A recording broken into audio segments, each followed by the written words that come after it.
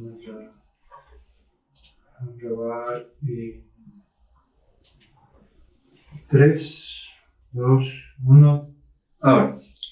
¿Qué tal, vecinos y vecinas? Bienvenidos sean ustedes a Dialogando, este podcast coyuntural que semanalmente pues estamos aquí para hablar de temas de interés nacional e internacional. El día de hoy tengo una invitada especial, tengo a la doctora Patti Reynoso, quien es emergencióloga, a quien damos la bienvenida y con quien vamos a conversar acerca de, el tema de aumento de casos COVID y también cómo es el hecho de que se desarrolle como emergencióloga.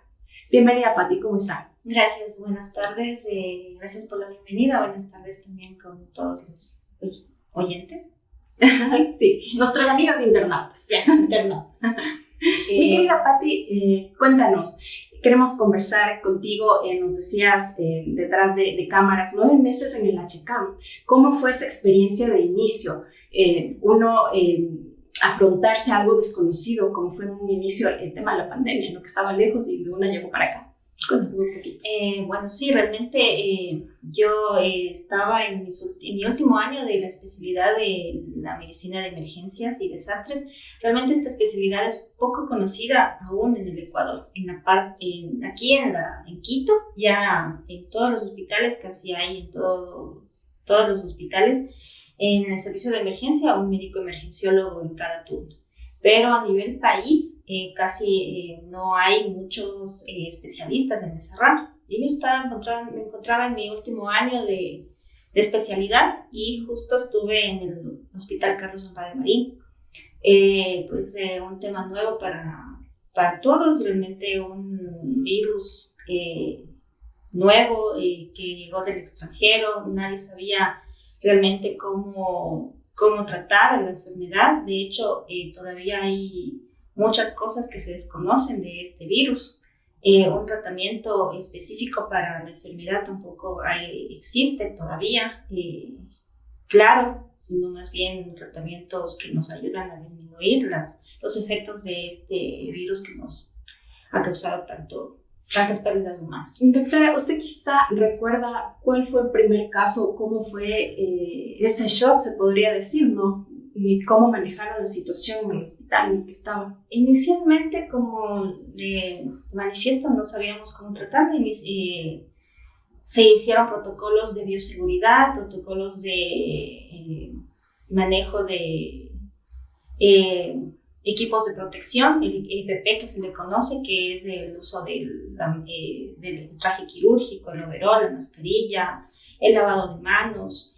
Se empezó a hacer cambios en el servicio de la emergencia y tratando de poner espacios en donde se pueda tratar a los pacientes respiratorios sintomáticos, y igual sitios de atención o de triaje que se le conoce. Sitio de triaje es donde se le toman los signos. Si es paciente respiratorio, va hacia el área respiratoria, y si no son pacientes respiratorios, va hacia una atención de emergencia normal. Entonces fue eso más bien el cambio, la redistribución de la emergencia para atender a este tipo de pacientes. También sería importante mencionar cuando, digamos, me da un dolor de estómago y tengo que ir a medianoche al hospital y no me voy porque tengo miedo del virus. Ahí es importante mencionar lo que usted dice. Entonces se les hace la toma de los signos vitales. Si está bien, pues le enviamos donde no está la gente pues, con este tema del COVID. Entonces es importante, pienso yo, destacar esas cosas.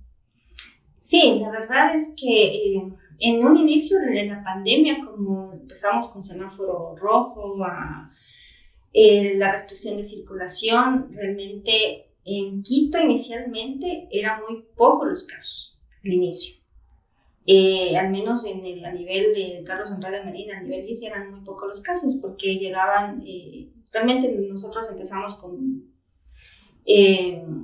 mediados de marzo exactamente, más o menos por el 15. Llegó más o menos, si no estoy mal en esas fechas, del primer caso al Hospital Carlos Andrade Marín. Igual, ya le digo, inicialmente no se sabía cómo tratar y cuáles eran realmente las medidas totales que teníamos que tener, que muchos de los compañeros que llegaron a tener contacto con pacientes que al final resultaron positivos para COVID fueron aislados, incluida yo me aislé por 15 días, pero realmente salí negativa en el hisopado que me hicieron. Luego de eso se redistribuyó la emergencia y igual, como había restricción de circulación, las emergencias normales, o sea, otro tipo de patologías empezaban a llegar en menos cantidad por ese miedo mismo que tenía la gente de llegar a los hospitales y contagiarse. Entonces, al inicio sí fue así. Luego, cuando ya salió el semáforo amarillo y empezaron a abrirse más los espacios, empezaron a aumentar los casos. Y cuando empezaron a aumentar los casos, cuando ya se abrieron los semáforos y la circulación de las personas empezaron a aumentar. Y ahí fue cuando nos empezamos a saturar, más o menos en los meses de junio, julio, agosto. El Carlos Andrade Marín se convirtió realmente en un caos, porque llegamos a tener todo el servicio de la emergencia respiratoria lleno y más de 7 hospitalizaciones llenas de pacientes COVID. Entonces, sí fue bastante duro, bastante cansado, mental, psicológicamente y emocionalmente también.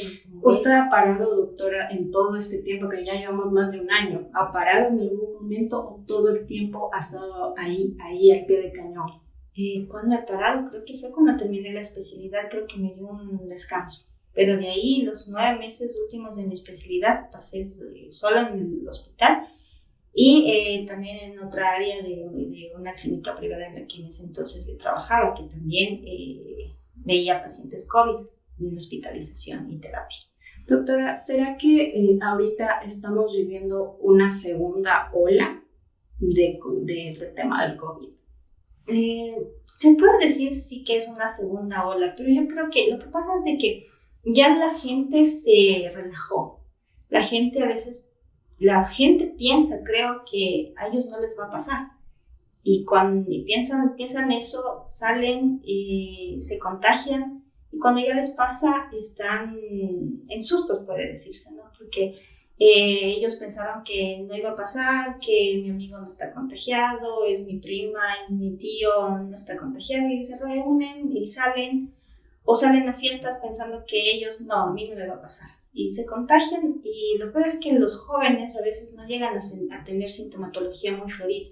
Llevan el virus a casa, y los que más se han contagiado, al menos en la primera ola, que fue, digamos, el año que pasó, fueron adultos mayores. En la segunda ola, que más o menos ha empezado, creo que en este año, ha sido a adultos medios, a partir de los 40 a 55, 65 años de edad.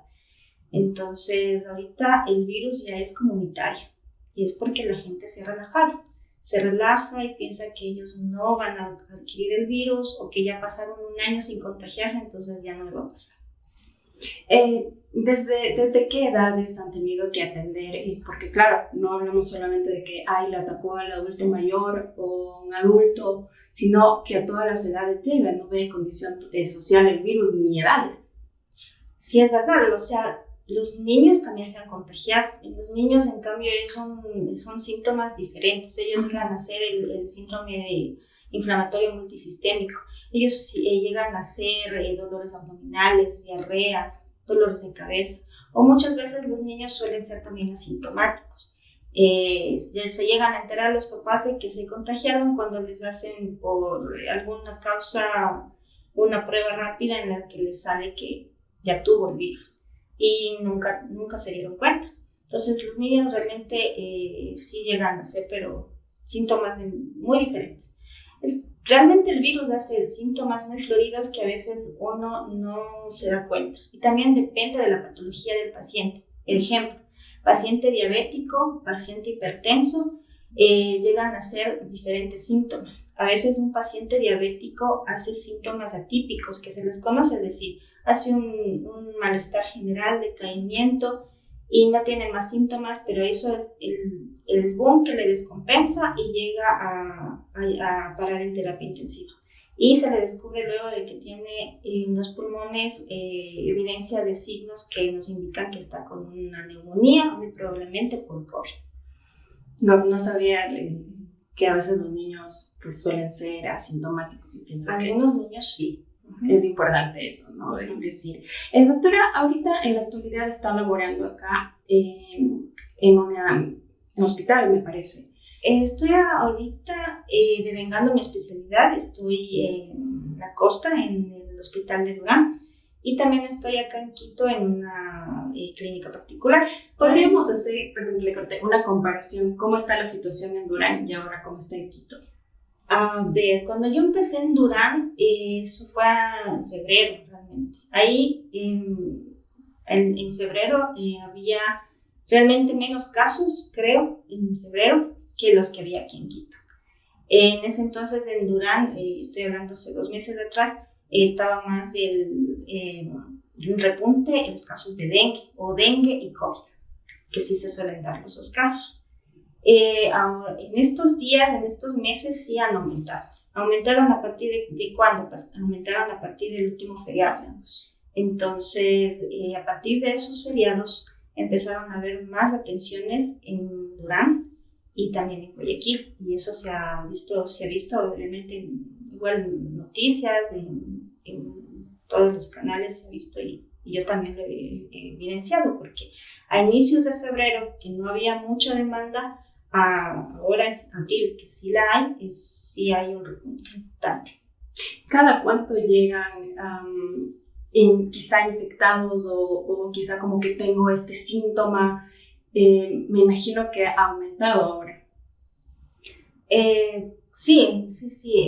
Realmente muchas personas llegan incluso a la emergencia con síntomas y quieren descartar que sea una infección, pero el rato que se los quiere ingresar al área donde debo valorarlos como paciente respiratorio, no quieren ingresar, porque ellos dicen, no, es que yo quiero solo descartar, pero no tengo COVID, pero los tengo que ver en el área respiratoria. Claro, hay otros pacientes que incluso vienen con fiebre, con diarrea, me dicen me duele un poquito la garganta, pero yo lo tengo que ver como paciente respiratorio y no quieren que se los ingrese al área respiratoria.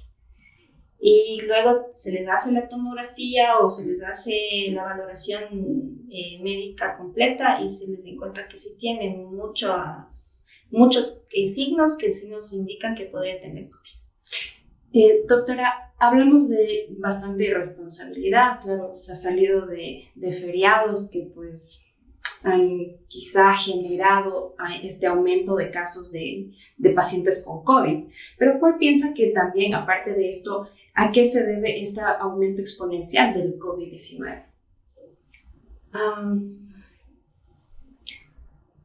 ¿Cómo lo puedo decir? Ya creo que lo dije inicialmente, se relajaron también cultura. La cultura también y la educación es también muy importante. Los jóvenes creo que tienen, jóvenes y también adultos, un importismo muchas veces. ¿Por qué? Porque al menos aquí en Quito, ¿cuántas fiestas clandestinas se han clausurado? Y muchachos de qué edades han sido desalojados de esas fiestas clandestinas. Entonces, es la educación, es la cultura, es un importismo también. Y obviamente el pensar que no les va a pasar, ellos no les tienen miedo, y ya cuando están infectados o cuando pierden a alguien de su familia, sienten ese remordimiento tal vez o esa culpa. ¿Cómo más puedo decirlo? También el hecho de que la pobreza de aquí en el Ecuador ha aumentado, el desempleo, también es otro factor, creo, porque las personas salen a buscar un medio de sustento y no se les puede culpar por hacerlo. Y el rato de hacerlo, desconocen también muchas medidas de cuidado para ellos y van a los lugares de venta, reventa, a las aglomeraciones y ahí se contagian. Entonces, sí, eso cultura, también el importismo de los muchachos, la pobreza, la necesidad de empleo, la necesidad de sustento económico que ha disminuido en el Ecuador en este tiempo de pandemia. Es una mezcla de todo, ¿no? Es una Que ha mezcla. generado toda esta situación. Doctora, ahorita, ¿con cuántas variantes de COVID hay aquí en el Ay, país? se han hablado de muchas variantes. Algún rato dijeron de 25 cepas que andaban en todo el Ecuador. Y en Guayaquil y en Durán hablaban de la cepa de Estados Unidos, la de Brasil. New York, me parece, Ajá. Guayaquil. Ajá. Sí. Entonces, este virus realmente tiene una capacidad de mutación espectacular porque es rápido la mutación que hace. Ya no ni bien se saca una vacuna y ya hay una nueva cepa.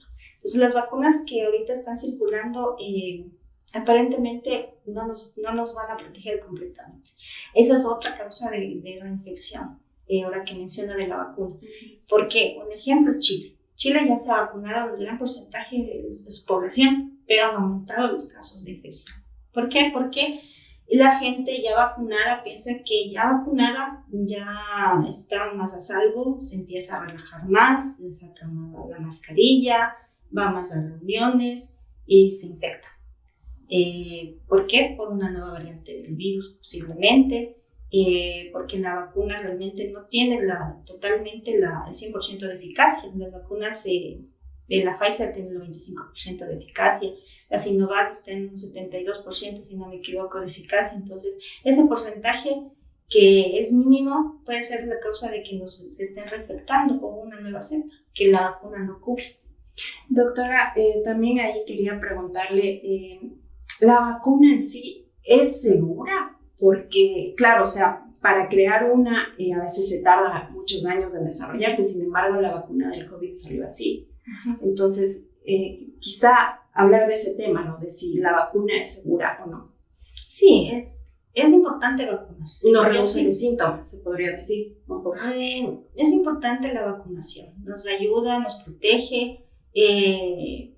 Sí, si es que nos infectamos, posiblemente los síntomas sean incluso mucho menores, menos floridos que si no estuviésemos vacunados. Es como la influenza realmente. La influenza es estacional. Este virus también se vino a quedar y igual que la influenza ha mutado todos los años, el coronavirus va a mutar también y siempre vamos a tener que estarnos vacunando periódicamente. Entonces no es una vacuna que nos va a proteger durante toda la vida. Tendremos que vacunarnos posiblemente el próximo año en la misma fecha. O otros hablan de que la vacuna tiene la eficacia de 6 meses, entonces a los 6 meses tendríamos que volvernos a revacunar. Entonces, pero sí es importante vacunarnos.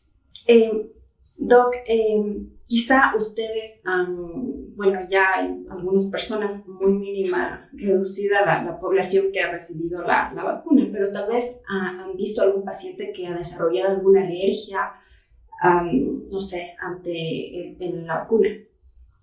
Yo personalmente no. Lo que sí, compañeros de trabajo, colegas que han hecho reacciones. ¿Cómo que? Pero de los que yo tengo más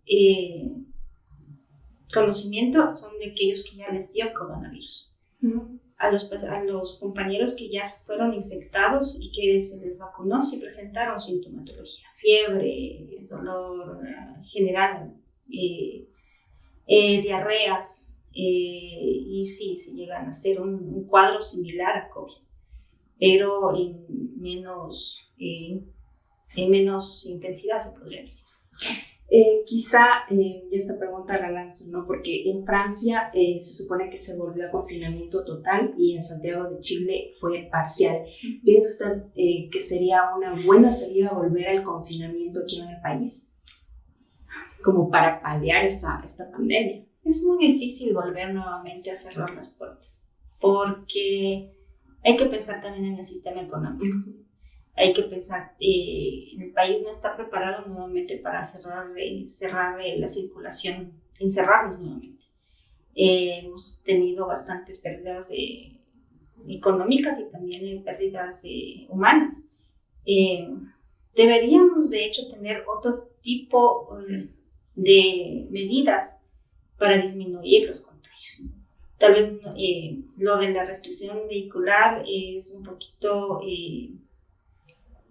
no es tan 100% eficaz, porque deberían haber otro tipo de medidas como disminución del aforo en todos los sitios de concentración masiva, digamos, los centros comerciales, un aforo de disminuirlo, restaurantes, cines, bueno, que los cines también ya han abierto las puertas, disminuir el aforo tal vez un poco más, pero cerrar las puertas nuevamente lo veo difícil. Como médicos sí sería importante, pero ¿estamos preparados como país para volver a un confinamiento? No estoy tan segura. Doctora, ¿cuáles son las formas más efectivas de parar el virus, de ir frenando el virus? Como cuidado personal. Como cuidado personal. Ya, el uso de mascarilla, el lavado de manos, el distanciamiento, el tener un poquito de conciencia cada persona de que al cuidarme, yo estoy cuidando también a mi familia. No relajarse, no pensar que tal vez yo no me voy a infectar, porque podemos infectarnos. Cualquier persona que esté en contacto con nosotros, así sea más cercana, así pensemos que se está cuidando, puede ser una fuente de contagio y tenemos que cuidarnos. Realmente hay que desconfiar de todos, de la familia, de los amigos, de los más allegados, y pensar en mí, pensar en mi familia, antes que nada.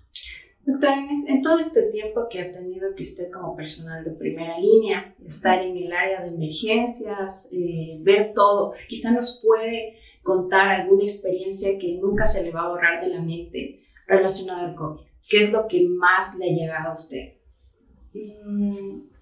Muchas experiencias realmente en el servicio de emergencia, todos esos 9 meses en el Carlos Andrade de Madrid y en el otro trabajo que estuve. Hay muchos momentos difíciles. He visto en cada turno que yo he estado ver llegar a gente con falta de aire, llegar con síntomas muy floridos y que necesitan oxígeno y no tener una cama.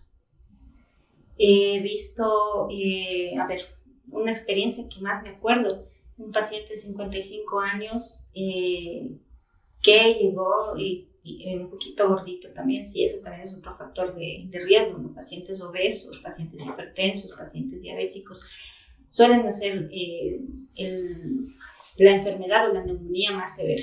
Entonces era un paciente de 55 años, obeso, que estaba casado con su esposa que era un poco más joven que él, y la señora estaba embarazada. Este señor lo tuvieron que intubar. La doctora emergencióloga con la que hice el turno en ese entonces, ella entró al área respiratoria y lo tuvo que intubar. Y cuando lo intubó, este señor le dijo, dígale a mi esposa que la amo. Él se le intubó y lamentablemente a los pocos minutos que se lo intubó, cayó en paro y no salió. Creo que fue la parte más dura, una de los recuerdos más duros, porque la doctora emergencióloga que le comento se quebró, y obviamente ¿quién no se va a quebrar? Somos humanos, no somos tampoco de hierro para no sentir. Entonces es duro darles la noticia a los familiares de que el familiar no lo logró. Y ver llegar a las personas con esa necesidad de oxígeno y no tener una cama, no tener un ventilador, es duro. Y realmente no es que no se los quiera atender, el problema es de que no tenemos espacio. En el área de la emergencia del Carlos Andrade Marina hay un área que se le conoce como triaje, y el triaje respiratorio era el lugar más crítico cuando yo estuve ahí. ¿Por qué? Porque ahí llegaban todas las personas con sintomatología respiratoria, desde los síntomas más leves hasta los síntomas más graves. Y en la ola en el repunte más alto, esa área se llenaba totalmente. Adentro, mis compañeros con todas las camas llenas, con todos los ventiladores mecánicos ya en uso por pacientes que fueron intubados, y afuera pacientes que llegaban y que necesitaban también intubación o necesitaban un tanque de oxígeno y ya no tenían. Es duro porque los pacientes llegan y obviamente reclaman y te exigen la atención, te exigen el espacio físico, te dicen que por algo están pagando su seguro. Y es verdad, lo entiendo, lo entendemos, pero realmente no tenemos el espacio, no teníamos el espacio. Entonces eso es bastante duro, es un llamado también a la ciudadanía de que entienda de que en el hospital nosotros como seres humanos también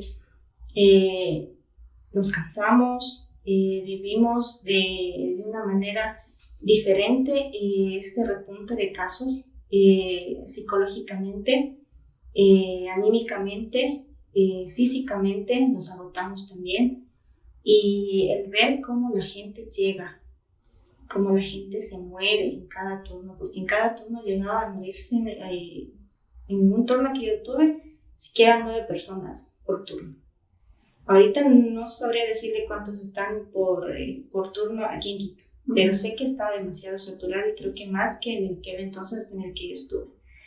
Entonces, un llamado a la gente a decirles de que concienticen, que se cuiden, que es verdad que tienen que salir a buscar el sustento de su casa, pero usen siempre mascarilla, lávense las manos, a los jóvenes de que tengan la conciencia y que cuiden a su familia y se cuiden ellos también. ¿De qué manera le afectó psicológicamente? Quizá también el no poder estar al contacto con su familia, porque obviamente ustedes antes de ser médicos son seres humanos. Claro, sí. Bueno, yo tengo a mis papis todavía, son adultos mayores, más de 75 años ambos. Mi papi hipertenso y hipotiroideo y mi madre con enfermedad pulmonar crónica. Entonces, obviamente sí es duro porque yo llegaba a sentir que yo soy un foco de infección para ellos. Entonces, yo salía del Hospital Carlos Andrade Marín. En el Hospital Carlos Andrade Marín había un área en el que siempre nos cambiábamos. De hecho, creo que la sigue habiendo y siempre se redistribuyó el espacio para nosotros podernos cambiar, podernos poner el equipo de protección personal que se le conoce como EPP, que es el traje quirúrgico, el overol, la mascarilla, la máscara, la media máscara o la total face que llegamos a poner, que parecemos astronautas. Y luego de eso igual salíamos a un área, nos desvestíamos, nos poníamos otro traje y nos íbamos hacia una ducha. Nos duchábamos, salíamos de ahí, nos cambiábamos y salíamos del hospital. Pero aún así llegaba a mi casa y igual tenía un área atrás de la lavandería donde igual me cambiaba y de ahí ingresaba a mi cuarto y me volvía a bañar.